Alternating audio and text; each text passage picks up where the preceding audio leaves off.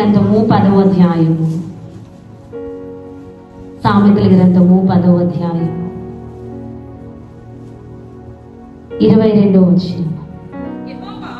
యెహోవా ఆశీర్వాదము ఐశ్వర్యమిచ్చును, నరుల కష్టము చేత ఆ ఆశీర్వాదము ఎక్కువ కాదు. హల్లెలూయా. యెహోవా ఆశీర్వాదము ఐశ్వర్యాన్నిచ్చింది, నరుల కష్టము చేత ఆ ఆశీర్వాదము ఎక్కువ కాదు. ఈ మాటలు మనం అనేక సార్లు విని ఉంటాం. అయితే యెహోవా ఆశీర్వాదం ఇస్తే సరిపోతుందా? ఇక మనం పని చేయాల్సిన అవసరం లేదా అని అంటే, మనము పని చేస్తూ ఆయన ఆశీర్వాదం కొరకు మనము ఎదురు చూడాలి. పని లేకుండా ఆశీర్వాదాన్ని ఆశించడానికి వీలు లేదు.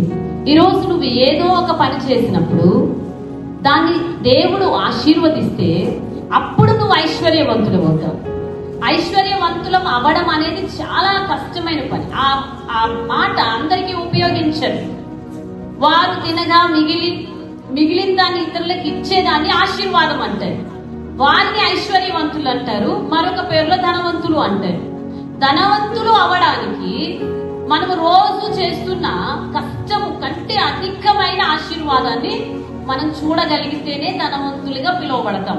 ప్రియదేవుని బిడ్డలారా, ఈ రోజు మనం ఎంత కష్టపడినా కనీసం మనకు పోషణకు కూడా మిగలని పరిస్థితి ఎందుకు కలుగుతుంది అంటే, దైవ భక్తిని విడిచిపెట్టి నువ్వు ఎంత కాలము కష్టపడినా, నువ్వు భక్తిలో లేకుండా, దేవుని భయమును భక్తిని అనుసరించకుండా మనం ఎంత కష్టపడినా ఆ కష్టాన్ని వేరొకరు తింటారే తప్ప మనము తినలేము. మీరు అడగొచ్చు, ఒకవేళ మేము దేవుడి దగ్గర భయభక్తులు కలిగే ఉంటున్నాం కానీ మా కష్టం అంతా వ్యర్థమైపోతుంది అంటే, మీరు దేవుని యొక్క ప్రశ్న అడగాలి. ఇంకా నేను ఎలా ఉంటే నీకు నేను నచ్చుతాను ప్రభువా, ఎలా ఉంటే నా కష్టాన్ని నేను అనుభవిస్తూ ఇతరులకు ఇచ్చు స్థితికి నేను వెళ్తాను, నేను నీ కొరకు ఏం చేయాలి? హల్లెలూయా. తన ప్రియులు నిద్రించుచుండగా ఆయన వారికి ఇచ్చును అని బైబిల్ గ్రంథంలో ఉంది. ప్రియదేవుని బిడ్డలారా, ఈ రోజు తన ప్రియులు నిద్రిస్తుంటే ఇస్తానని. తన ప్రియులు ఎవరు?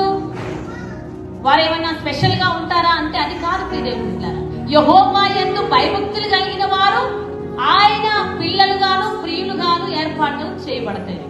మరి అందరూ మనం యేసు ప్రభుని నమ్ముకున్న వారే కాదు, వేరే వారు ధనవంతులుగా ఉంటున్నారు అంటే నేను వారి కొరకు చెప్పట్లేదు, క్రీస్తుని నమ్మిన వారి కొరకు చెప్తున్నాను. చాలా మంది క్రీస్తుని నమ్మిన వారు లేమిలోను కరువులోను ఉండడానికి కారణం ఏంటంటే, వారు ఆరాధిస్తున్న దేవుడి కొరకు మీరు నమ్మకంగా జీవించలేకపోతున్నారు. క్రీస్తును నమ్మాము అని చెప్పడం కాదండి, యేసుని అంగీకరించామని చెప్పడం కాదు. అంగీకరించిన దానికి తగినట్లుగా మన ప్రవర్తన ఉండగలగాలి. దేవుడి దగ్గర భయభక్తులు కలిగి ఉన్నప్పుడు ఒక్కింత కూడా మన లోపల ఎటువంటి సనుగుడు గొనుగుడు ఆత్మ పని చేయకూడదు.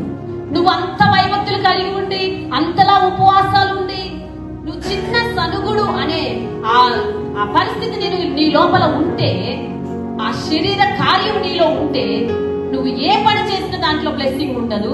బ్లెస్సింగ్ ఉండకపోగా నువ్వు నష్టాన్ని చూడగలుగుతావు. అందుకే పరిశుద్ధాత్మ దేవుడు ఈ రోజు నీతో మాట్లాడుతున్నాడు.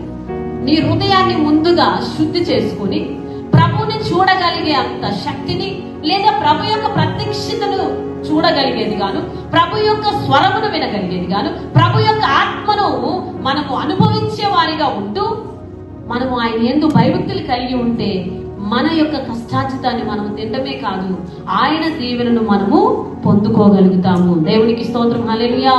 ఈ రోజు దేవుని యొక్క దీవెనను పొందాలి అంటే నీలో ఉన్న శరీర కార్యములను అణచాలి. అంతేకాదు, నువ్వు చూపించే భక్తి యథార్థమైనదై ఉండాలి, భయము వణుకుతో ఉండాలి. ప్రభు నిన్ను చూస్తున్నాడనే ఆలోచన నీలో ఖచ్చితంగా ఉండాలి. మనుషులు మనల్ని ఎవ్వరూ మెచ్చుకోవాల్సిన అవసరము లేదు. ప్రభు మనల్ని చూస్తే చాలు. మనం చేసే ప్రతి పనిలో ప్రభుని చూడగలగాలి. మనం చేసే ప్రతి ఆలోచనలో ప్రభు కనబడాలి. మన సొంత ఉద్దేశము, సొంత ఆలోచన ఏది కనబడకూడదు. నువ్వు ఎక్కడ పని చేస్తున్నా చిత్తశుద్ధితో పని చేయాలి. ఆ పని ఆశీర్వదిస్తాడు దేవుడు. హల్లెలూయా, హల్లెలూయా. ఈ రోజు యెహోవా వలన, యెహోవా ఆశీర్వాదము వలన ఐశ్వర్యవంతులం అవుతాం. అంతేకాదు, మన చేతుల కష్టార్జితము దీవించబడి అది మనం అనుభవించడానికి కారణమవుతుంది. దేవుడి మాటలు దీవించును గాక.